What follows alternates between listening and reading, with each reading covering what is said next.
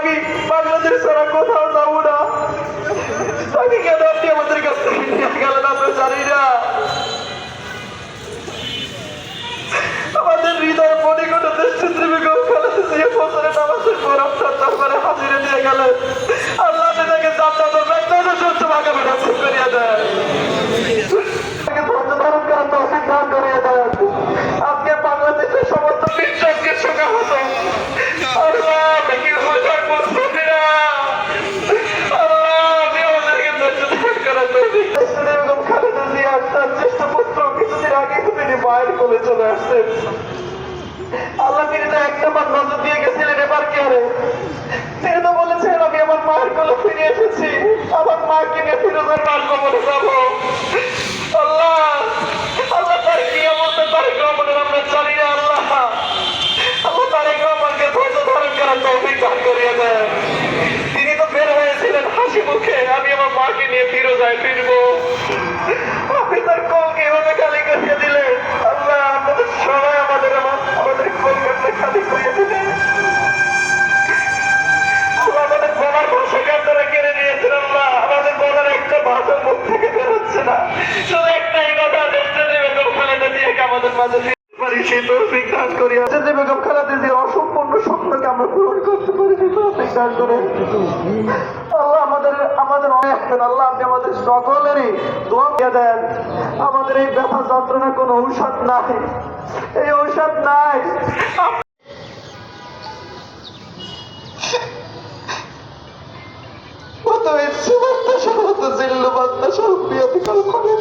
سبحان ربك رب العزة عما يصفون وسلام على المرسلين وجعل آخر كلامنا عند الموت لا إله إلا الله محمد رسول الله। আজ সকাল ৬টার দিকে দেশনেত্রী বেগম খালেদা জিয়া শাহাদাত বরণ করেছেন। দেশনেত্রী বেগম খালেদা জিয়ার রাজনৈতিক জীবনটাই ছিল একটা সংগ্রামের জীবন। শহীদ রাষ্ট্রপতি জিয়াউর রহমানের শাহাদাতের পর তিনি যদি চাইতেন যে আরাম আয়েশে দিন কাটাবেন, তাহলে হোসেন মোহাম্মদ এরশাদের বহুবার প্রস্তাব ছিল, কিন্তু তিনি বাংলাদেশের মানুষের কথা চিন্তা করে তিনি কিন্তু তার সেই প্রস্তাবকে কখনো গ্রহণ করেন নাই। স্বৈরাচারী এরশাদের পতনের পর তিনি বাংলাদেশে গণমানুষের ভোটে নির্বাচিত প্রথম মহিলা প্রধানমন্ত্রী হিসাবে বাংলাদেশকে অনেক উন্নতির শিখরে নিয়ে গেছেন। আজকে বরিশালের যত উন্নয়ন তার সিংহভাগই দেশনেত্রী বেগম খালেদা জিয়ার হাতে করা হয়েছে। দেশনেত্রী বেগম খালেদা জিয়া স্বৈরাচারী শেখ হাসিনার সাথেও আপোষ করেননি। তিনি যদি চাইতেন, তার সাথে মঈনুদ্দিন ফখরুদ্দিন সরকার বিভিন্ন সময় প্রস্তাব দিয়েছিল 2 সন্তানকে নিয়ে দেশের বাইরে চলে যাওয়ার জন্য। তিনি কিন্তু তার 2 সন্তানের চিন্তা করেন নাই। তিনি বাংলাদেশের 20 কোটি মানুষের কথা ভেবে তিনি কিন্তু বাংলাদেশি থেকে গিয়েছিলেন। আপনারা জানেন দেশনেত্রী বেগম খালেদা জিয়া সবসময় বলতেন বাংলাদেশের বাইরে আমার কোথাও কোনো থাকার জায়গা নেই। বাংলাদেশটাকেই তিনি তার নিজের জন্মভূমি এবং বাংলাদেশটাকেই তিনি তার নিজের একটি ঘরের মতো মনে করতেন। এই নেত্রীকে হারিয়ে বাংলাদেশ তার অভিভাবককে হারিয়েছে। দেশনেত্রী বেগম খালেদা জিয়া শুধুমাত্র একজন নেত্রী ছিলেন না, তিনি বাংলাদেশের গণমানুষের একজন অভিভাবক হিসাবে প্রতিষ্ঠিত হয়েছেন। তিনি সমস্ত মানুষকে ভালোবেসে সমস্ত মানুষের ভাগ্য উন্নয়নের জন্য কাজ করেছেন। আজকে তার মতো একজন নেত্রীকে হারিয়ে আমরা অত্যন্ত শোকাবত। আমরা আল্লাহর কাছে ফরিয়াদ করি, আল্লাহর কাছে মোনাজাত করি, মহান আল্লাহ রাব্বুল আলামিন যেন দেশনেত্রী বেগম খালেদা জিয়াকে জান্নাতুল ফেরদৌস দান করেন। আন্দোলন করে গেছে, সেই আন্দোলনের ফলশ্রুতিতে আজকে আমরা এই ফ্যাসিস্ট হাসিনাকে তারই সুযোগ্য সন্তান মাননীয় ভারপ্রাপ্ত চেয়ারম্যানের মাধ্যমে আমরা বাংলাদেশকে এই স্বৈরাচার মুক্ত করেছি। আগামী দিনের গণতন্ত্রের যে স্বপ্ন দেশনেত্রী বেগম খালেদা জিয়া দেখতেন, আমরা আশা করব আমাদের ভারপ্রাপ্ত চেয়ারম্যান তারই সুযোগ্য সন্তান তারেক রহমানের মাধ্যমে তার যে অসমাপ্ত কাজগুলো, দেশনেত্রী বেগম খালেদা জিয়ার যে এই মানুষের প্রতি ভালোবাসা, এই অসহায় মানুষের পাশে দাঁড়ানো, এই বাংলাদেশের মানুষের যে কাজগুলো হয়নি, যে কাজগুলো করার তার যে স্বপ্ন, আমরা আশা করব তারই সুযোগ্য সন্তান, বাংলাদেশ জাতীয়তাবাদী দলের মাননীয় ভারপ্রাপ্ত চেয়ারম্যান। তার মাধ্যমে ইনশাআল্লাহ আগামী নির্বাচনে বাংলাদেশ জাতীয়তাবাদী দল যদি ক্ষমতায় আসে এবং তারই সুযোগ্য সন্তান তারেক রহমান যদি প্রধানমন্ত্রী হয়, তার স্বপ্নগুলো মানে তার ছেলের মাধ্যমে আমরা বাস্তবায়ন করতে পারি এবং তার আদর্শকে ধরে রাখতে পারি। আজকে তিনি যে আমাদের মাঝ থেকে যে চলে গেছেন, তার যে শূন্যতা, সে শূন্যতা অপূরণীয়। আমাদের বাংলাদেশ জাতীয়তাবাদী দলের এবং বাংলাদেশের মানুষের অপূরণীয় ক্ষতি হয়েছে। আল্লাহ তাআলা যেন সেই ক্ষতি পূরণ করে দেয় এবং আল্লাহ তাআলা যেন তাকে বেহেশত নসিব করে। আজকে আমাদের কথা বলার মতো ভাষা নেই। আমাদের প্রিয় বাংলাদেশের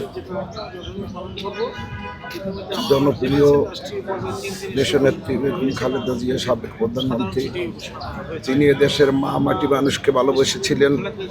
বাংলাদেশের দলমত নির্বিশেষে সকল মানুষ আজকে শোকাহত এবং দলমত নির্বিশেষে সকল মানুষ বেগম খালেদা জিয়াকে ভালোবাসতেন।